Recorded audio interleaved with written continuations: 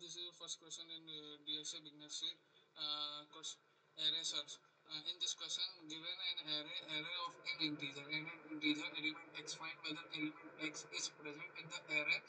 Return the index of the first occurrence of x in the array, or -1 if it does not exist. तो example 1 में given है जैसे array में element है 1, 2, 3, 4 और x equal to 3 है, तो आपको इंडेक्स पूछा है कौन सा इंडेक्स में x इक्वल टू 3 प्रेजेंट है. 0, 1, 2 index 3 is present in index 2. explanation में given है कि there is one test case with array as 1, 2, 3, 4 and element to be searched as 3.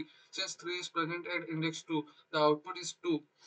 तो इंडेक्स जो है इंडेक्स 2 पे एलिमेंट 3 प्रेजेंट है. सेकंड एग्जांपल में जैसे कि 10, 8, 30, 4, 5 एंड x इक्वल टू 5, तो 5 किस इंडेक्स पर प्रेजेंट है, तो 0, 1, 2, 3, 4 फोर्थ इंडेक्स, तो आउटपुट रिटर्न कर रहा है 4.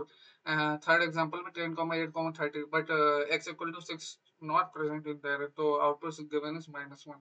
तो इसमें क्या है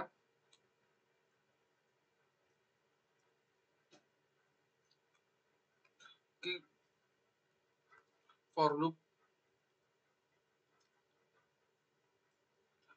चला दे रहे हैं i equal to 0 to n तक.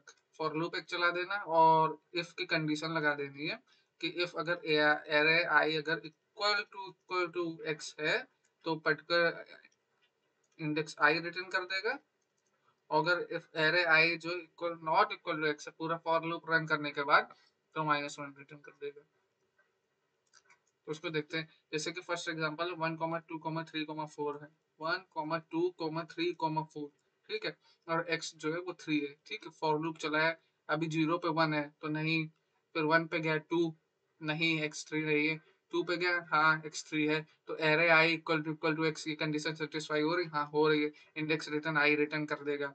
i कौन सा है इंडेक्स 2, तो आउटपुट जो है वो 2 जो है वो रिटर्न कर देगा. और जैसे ये वाला एग्जांपल में देखते हैं 10, 8, 30 और x गया है 6. ठीक है, 0 पे गया और x जो है 6 प्रेजेंट है नहीं. 1 पे गया 8, इंडेक्स 1 पे 8 एलिमेंट है, x इक्वल टू 6 प्रेजेंट नहीं. सेकेंड इंडेक्स पे गया x इक्वल टू 6 प्रेजेंट है नहीं, तो क्या कर देगा इस array i equal to x condition नहीं सेटिस्फाई हो रही है, तो फॉर लूप से इस कंडीशन बाहर है, फॉर लूप से बाहर आ जाएगा और रिटर्न कर देगा -1. तो आउटपुट जो आएगा वो आएगा -1.